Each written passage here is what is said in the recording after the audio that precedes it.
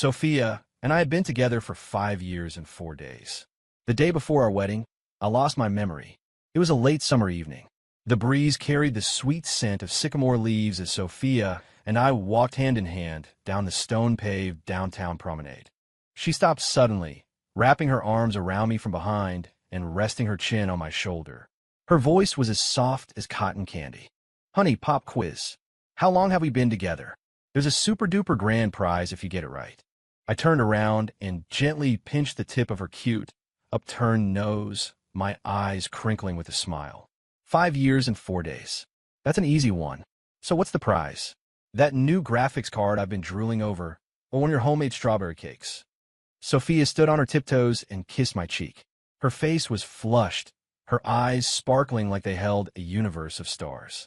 The prize is, in 2 months, we're getting married. Really? I pulled her into a tight hug, my heart hammering against my ribs. I wanted to marry her right then and there. But in that exact moment, a sharp crack echoed from above. I instinctively looked up. A flower pot was tumbling from a third-floor window ledge, heading straight for Sophia. "Look out!" Running on pure instinct, I shoved her out of the way. She stumbled back a few steps, safe and sound. But the flower pot crashed squarely against the back of my head. An explosion of pain ripped through me. The world went dark as Sophia's terrified screams faded into a distant blur. The last thing I saw was her face, streaked with tears as she rushed toward me, her voice choked with sobs. "Ethan, please be okay." The next time I opened my eyes, the world was a sterile, unfamiliar white. White ceiling tiles, the sharp smell of antiseptic, and in 4-line taped to my wrist. I tried to wiggle my fingers. My whole body ached as if it had been taken apart and pieced back together wrong. "You're finally awake." A woman's voice, thick with emotion and a choked-back sob, cut through the quiet. I turned my head. A girl in a white sundress stood by my bed, her eyes red and swollen, with fresh tear tracks on her cheeks.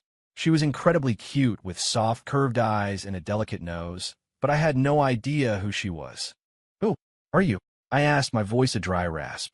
The smile on her face froze, and the light in her eyes flickered and died. Just then, a doctor in a white coat pushed open the door. He looked relieved to see me awake, but then his expression softened with a sigh.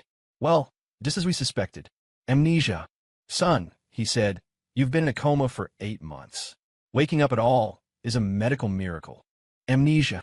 The girl staggered back a step and collapsed onto the floor, tears streaming down her face. "How could he have amnesia? We were supposed to—" Her cries were filled with such a profound sense of despair that I felt a strange pang in my chest. My heart clenched, a dull, throbbing ache. The doctor knelt and put a hand on her shoulder. "Miss Miller, please try not to be too upset. The memory loss is due to severe head trauma. As of now, the chances of recovery are slim." And he paused, his voice growing graver. "His condition is delicate. We strongly advise against any attempts to force his memories to return. Doing so could trigger secondary damage, and could even be life-threatening." Sophia looked up, her vision blurred by tears, but her gaze was fixed on the doctor, desperate and defiant. "Is there really nothing we can do?" The doctor shook his head, his face grim. "I am sorry. The fact that he's awake is the best we could have hoped for." Sophia was silent for a long time, her shoulders trembling. Finally, as if she'd made some monumental decision, she slowly got to her feet and wiped her tears away. Her voice was still shaky, but her words were firm. "Understand. Doctor, I'll stay away from him from now on. As long as he can live a healthy life, that's all that matters." She turned to look at me, her eyes filled with a raw, aching love, as if she was trying to burn my image into her memory. "Please, don't give him my contact information, and don't tell him who I am." "Why?" I couldn't stop myself from asking. Sophia flinched. She forced a small, brittle smile, but her eyes welled up again. "I'm afraid. I'm afraid if he remembers something, he might try to call me." And then, she didn't finish, but I could feel the terror in her voice. She was afraid of my memories returning, afraid I would be in danger. "If he never remembers." Her voice dropped to a whisper, laced with a sob. "Then I'll wait for him my whole life." With that, she turned to leave. "Wait," I called out. Sophia stopped, turning back to look at me, her expression a mix of confusion and pain. My heart was racing, threatening to leap out my throat. I didn't remember her, but looking into her eyes, I felt an undeniable sense of familiarity, of coming home. My heart was beating for her. My eyes followed her every move. "Miss," I said, taking a deep breath and forcing the words out. "I know I don't remember who you are or what we were to each other, but I can feel it, my heartbeat, the way I can't look away from you. It's like they recognized you before my mind could." Sophia's body trembled, and fresh tears spilled down her cheeks. "I know this might sound forward," I said, holding her gaze, my voice full of earnest conviction. "But I'm positive I've fallen in love with you at first sight. If you're not already my girlfriend or my wife, could you give me a chance to win you over? I want to get to know you all over again. I want to fall in love with you." The room fell silent. The only sounds the soft cadence of Sophia's suppressed sobs and the frantic drumming of my own heart. The doctor stood off to the side, a look of surprised approval on his face. Sophia stared at me, her lips trembling as she tried to form words that wouldn't come. In the end, Sophia didn't say yes, but she didn't say no either. She just looked at me with those red-rimmed eyes and said, "Let's talk after you've recovered. The most important thing right now is to get better." She didn't visit the hospital again. The doctor, true to her word, didn't give me any of her information. He only referred to her as my friend. But I couldn't stop thinking about her. Her tear-filled eyes, her stubborn expression, the heartbreaking loneliness of her silhouette as she walked away. My heart ached for her at random moments, a feeling so real it couldn't be a lie. The day I was discharged, a nurse handed me a package. "Miss Miller dropped this off while you were in the coma. She said to give it to you when you left." I opened it. Inside was a thick photo album and a small, elegant box. The album was filled with pictures of me and Sophia. Us walking hand in hand on a beach. Us watching the sunrise from a mountaintop. Us laughing on a roller coaster at an amusement park. Us dressed in matching cosplay at an anime convention. In every single photo, Sophia's smile was radiant, and the way I looked at her was filled with pure, unadulterated adoration. Our past had been so sweet. Inside the box was a ring, simple but beautifully crafted. The inner band was engraved with our initials and a date. The date of our wedding. It felt like something slammed into my chest, a tangled mess of heartache and warmth. Tears fell before I could stop them. I finally understood. I understood why my heart had beaten so fast the moment I saw her, why my eyes refused to look away. Because in a past I couldn't remember, she was already etched into my heart, carved into my very soul. After leaving the hospital, I started looking for Sophia. I took the photo album with me, visiting the places in the pictures, hoping to run into her. I went to the beach, where the waves still crashed on the sand, but she wasn't there.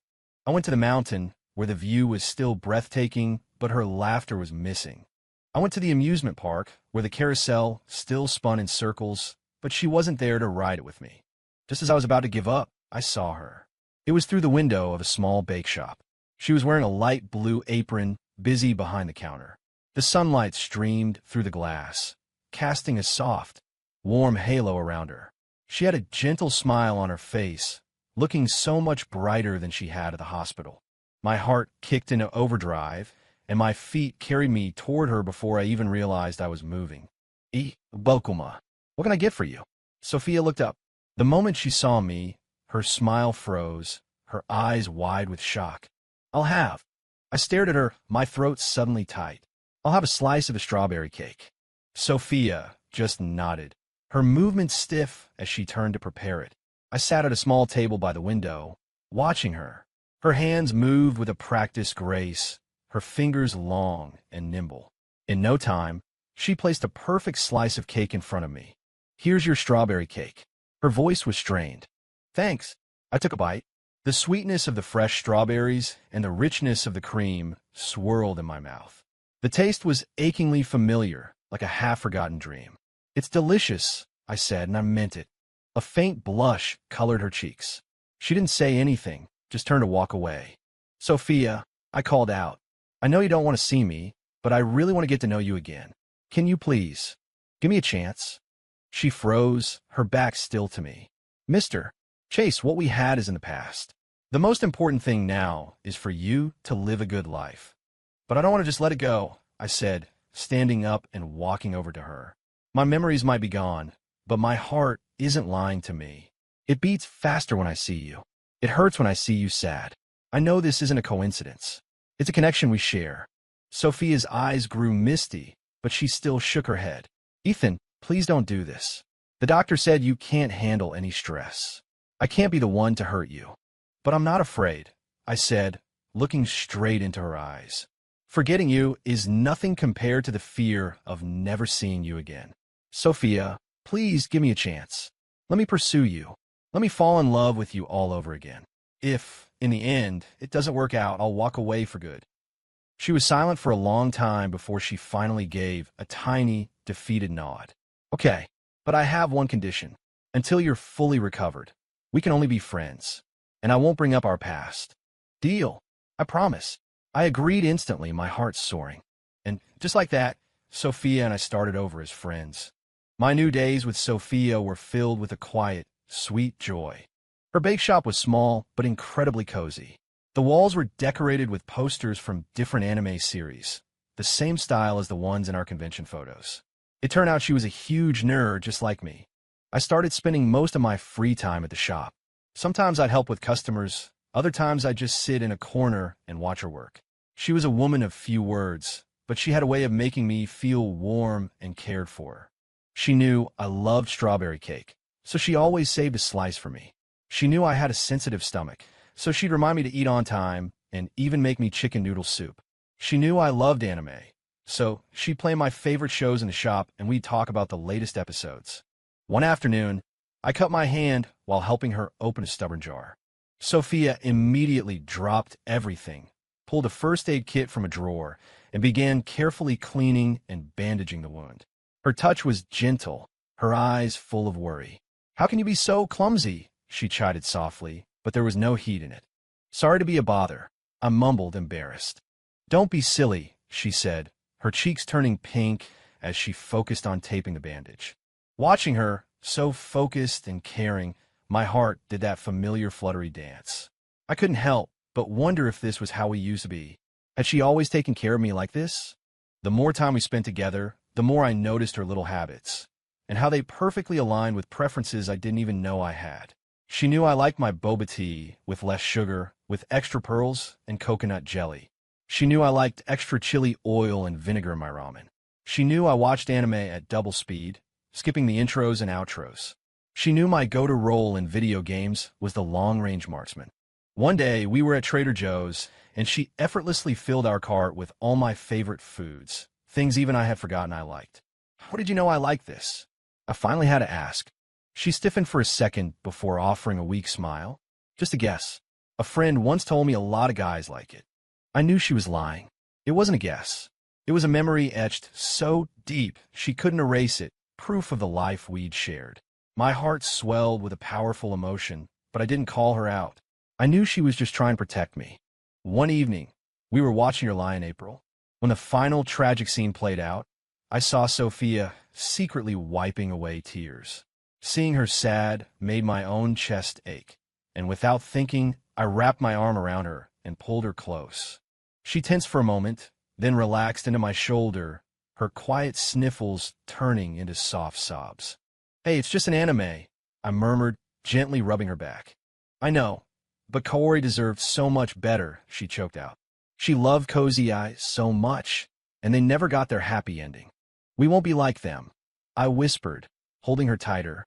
Sophia, no matter what happened in our past, I won't let our future be filled with regret. She didn't answer, just cried harder. I could feel her whole body trembling, could feel the dam of her own sorrow and fear breaking. I knew she still loved me, that she couldn't let go of what we'd lost. And in the process of getting to know her again, I was falling for her more and more every day. As our friendship deepened, so did my feelings. My heart and my eyes were constantly sending her signals I couldn't control. One day, a few rowdy customers started causing trouble in the bake shop, yelling at Sophia and even knocking over a display. I immediately stepped between them, shielding her. What do you think you're doing? If you have a problem, say it calmly. Don't take it out on her, I said, glaring at them. Mind your own business, kid. Beat it if you know what's good for you, one of them sneered. She's my friend. I'm not going to let you bully her. I stood my ground. They looked like they were about to get physical when Sophia grabbed my arm. She pulled out her phone and said in a firm voice, I've already called the police. They're on their way. If you don't want to get arrested, I suggest you leave now. That did the trick.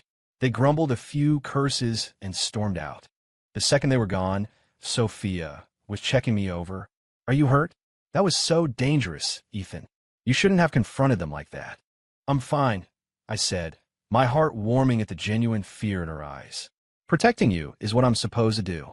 Her cheeks flushed a deep red. She looked down, avoiding my eyes. I don't need your protection. But I want to protect you, I said, gently lifting her chin so she had a look at me.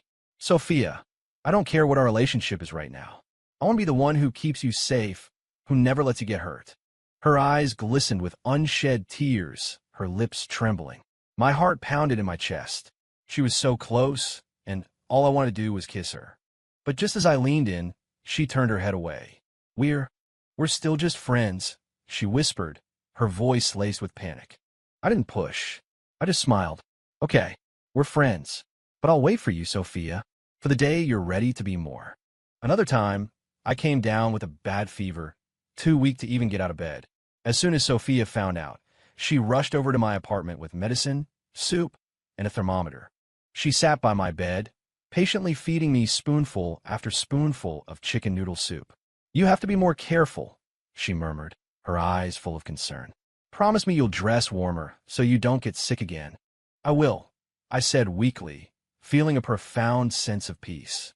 She stayed to take care of me that night, eventually falling asleep in the chair next to my bed, her brow furrowed as if she was having a bad dream. Watching her sleep, I reached out and gently brushed a stray strand of hair from her face. It was silky soft and smelled faintly of vanilla and sugar. Just then, her eyes fluttered open, meeting mine. We were so close I could feel her breath on my skin. My heart went into overdrive, and my gaze dropped to her lips. Her face was flushed, her eyes wide, but she didn't pull away. The air in the room grew thick, charged with unspoken feelings. The only sound was the frantic thumping of our hearts. I slowly leaned closer. Her body trembled slightly, but she didn't push me away. Our lips were inches apart when my phone suddenly buzzed on the nightstand, shattering the moment. Sophia jumped back like a startled deer. I'll go get you some water, she stammered, fleeing the room. Watching her go, I couldn't help but smile. I knew, in her heart, there was a place for me, too. In the days that followed, fragments of memory would sometimes flash through my mind. Sometimes I'd see Sophia smile, and I'd get a fleeting image of us on a roller coaster, her screaming and clutching my arm, a look of terrified joy on her face. Sometimes I'd taste her strawberry cake, and I'd remember a picnic on the beach, her feeding me a bite, her eyes full of love. Sometimes a certain song would play, and I'd see us in a karaoke bar, her singing horribly off-key, but laughing the whole time. The fragments were blurry, like looking through a fogged-up window. But every time one appeared, my heart would ache with a bittersweet mix of pain and joy. One weekend, we went to an anime convention. When I saw a couple in matching cosplay, a vivid image flashed in my mind. Me and Sophia, in the same outfits, posing for a picture. She was leaning against my chest, smiling that brilliant smile. A sharp pain shot through my head, and my heart clenched. What's wrong? Sophia asked, noticing my distress. Nothing, I said, shaking my head, trying to breathe through it. It's just, this scene feels really familiar. Her expression faltered for a second. You've probably just seen something like it before, she said with a forced smile. I knew she was trying to steer me away from the past, to keep me safe. But I couldn't help it. I wanted to remember. I needed to know all the sweet stories we had shared. One afternoon, while cleaning my apartment, I found an old shoebox tucked away in my closet. Inside were stacks of handwritten letters and small, thoughtful gifts. The handwriting was delicate and feminine. They were from Sophia. Every letter was overflowing with her love for me. Ethan, you look so cool on the basketball court today. I secretly took a picture and hid it in my journal. Ethan, today is our 100-day anniversary. I got you a little something. I hope you like it. Ethan, I think I'm falling more and more in love with you. I want to spend every single day from now on with you." Reading her words, tears streamed down my face. Our past wasn't just sweet. It was a universe of devotion I had completely forgotten. There was also a small digital voice recorder in the box. I pressed play. Sophia's gentle voice filled the room. "Ethan, you're working late again. Please remember to eat. Don't push yourself too hard. I made you some soup. It's in the thermos. Make sure you heat it up. Ethan, we made a deal. As soon as you save up enough, you're taking me to see the Northern Lights. I'm already so excited. You can't back out. Ethan, I love you. No matter what happens, I'll always be by your side. We'll never be apart." Her voice, so full of love and warmth, was a key unlocking the deepest chambers of my mind. The headache returned, 10 times worse than before, but this time the images were sharp and clear. I remember the first time we met, in a university library. She'd bumped into me, dropping a stack of books. Her face had gone bright red as she apologized profusely. I remembered our first date, a tiny coffee shop where we talked for hours about classes, about life, about our dreams for the future. I remembered asking her out, on the athletic field, holding a bouquet of roses, my hands trembling as I told her how I felt, and her shyly saying yes. The memories flooded in, a tidal wave that left me breathless. My chest seized with an unbearable pain. The world went black, and I collapsed. When I woke up, I was back in a hospital bed. Sophia was sitting beside me, her eyes red and puffy, her face etched with worry. "You're awake," she cried, her voice breaking. "The doctor said you collapsed because you were trying too hard to remember. Ethan, you scared me to death." "I'm sorry," I said, my voice weak. "I'm so sorry I worried you. I wanted to remember us so badly." I know," she said, squeezing my hand as tears fell onto our joined fingers. "But I'm more scared of losing you. Ethan, as beautiful as our past was, if remembering it puts you in danger, then I'd rather you forget it forever." The doctor came in and, after a brief examination, gave me a stern look. "Young man, I warned you about this. Your condition is not something to be trifled with. If you keep this up, the consequences could be catastrophic." "I know. I was wrong," I said, looking at Sophia's terrified face, a wave of guilt washing over me. "It won't happen again." After I was discharged, Sophia's care became even more constant. She came to my apartment every day to cook and clean, making sure I took my medication and got enough rest. She stopped talking about anime and games. She stopped taking me to places we had been before, terrified of triggering another episode. But I knew she was still thinking about our past. Sometimes I'd catch her staring out the window, holding one of our old photos, her expression lost in a world of bittersweet memories. One night, I glanced at her phone and saw our old chat history on the screen, a conversation that stretched from the day we met to the day of my accident. She was rereading our story every single day. My heart ached with love and guilt. She had given up so much for me. The hope of me remembering, the future we had planned, even the right to tell me she loved me. I made a silent vow. I would take care of her. I would make her happy. Even if I never got her past back, I would spend every day of our future making up for all the pain she had endured. One afternoon, a man I didn't recognize walked into the bake shop. His eyes lit up when he saw Sophia. "Miss Miller, long time no see. I heard you're still single. Any chance you'd be interested in going out with me?" Sophia frowned. "I'm sorry, but I'm already in love with someone." "Oh yeah? Who?" The man pressed, refusing to take the hint. "I haven't heard about any boyfriend." "Come on, Sophia. I'm serious about you. I can give you the life you want." "I don't need it," she said, her voice turning cold. I had been in the back, but I heard everything. I walked out, wrapped my arm around Sophia's shoulders, and fixed the guy with an icy stare. "The person she loves is me.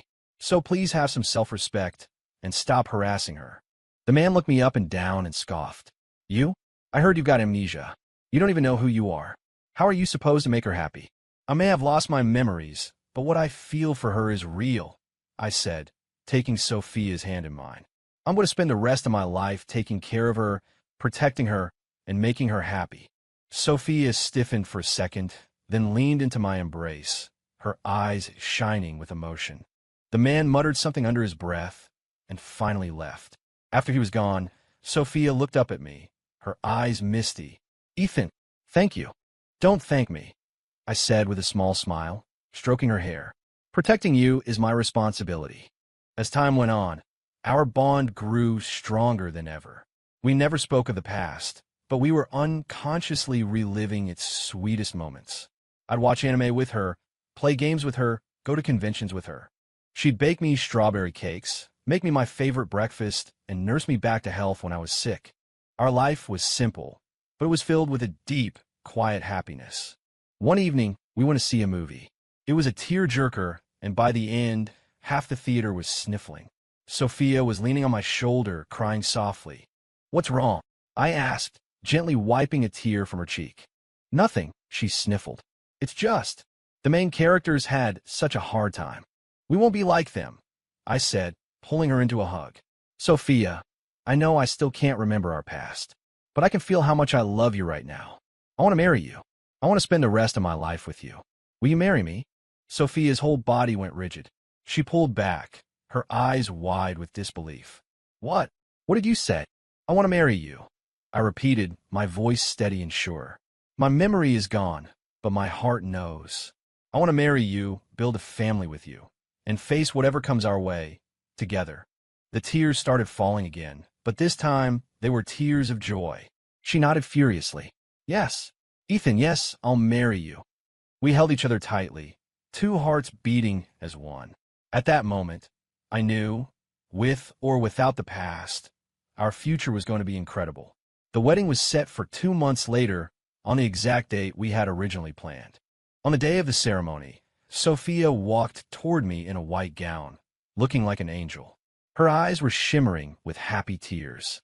"Ethan," she said, her voice catching. "Thank you. Thank you for always protecting me and for wanting to marry me." "I should be thanking you," I said, taking her hands in mine. "Thank you for staying by my side. Thank you for never giving up on me. Sophia, I love you." The officiant stood before us. "Ethan Chase, do you take Sophia Miller to be your wife, to have and to hold from this day forward, for better, for worse, for richer, for poorer, in sickness and in health, to love and to cherish, until death do you part?" "I do," I said, my eyes locked on hers. "And Sophia Miller, do you take Ethan Chase to be your husband, to have and to hold from this day forward, for better, for worse, for richer, for poorer, in sickness and in health, to love and to cherish, until death do you part?" "I do," Sophia said, her voice thick with emotion but unwavering. We exchanged rings, and, surrounded by the cheers of our friends and family, we kissed. And in that instant, a dam inside my mind broke. A flood of images, of moments, of feelings. Our shy first meeting, our sweet first date, my nervous proposal, our laughing fits at the anime convention, watching the sunrise from a mountaintop.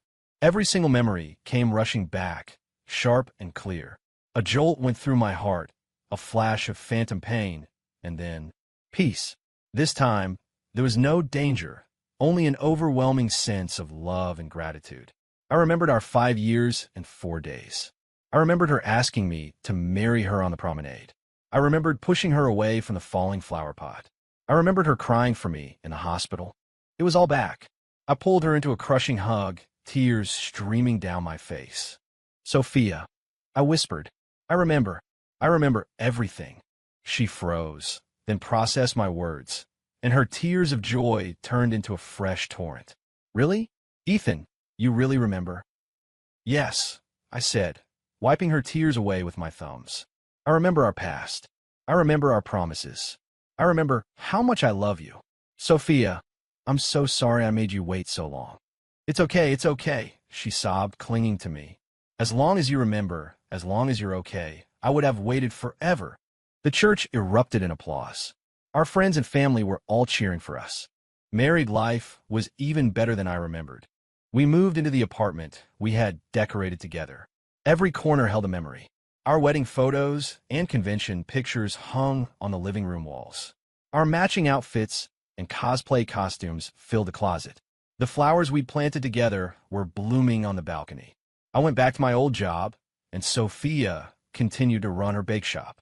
Our life was back on track, but sweeter than ever. Every morning, I'd drop her off at the shop before heading to work. Every evening, I'd pick her up, and we'd go home to cook dinner, watch anime, and play games. She still baked me strawberry cakes, and I still carried her heavy shopping bags and protected her from pushy people. One year, we finally took that trip to Alaska. Standing under the shimmering curtain of the northern lights, Sophia leaned against me, her eyes filled with wonder. "Ethan, we finally made it." "Yeah," I said, holding her tight. "We did, and I promise, I'll take you to see so much more." We adopted a fluffy little ragdoll cat and named him Machi. He was a cuddly little guy who followed us everywhere. Our little home felt even warmer with him in it. Then one day, Sophia turned to me and said, "Ethan, I think I want to have a baby." My heart skipped a beat. "Yeah, me too. A little girl who's as cute as you.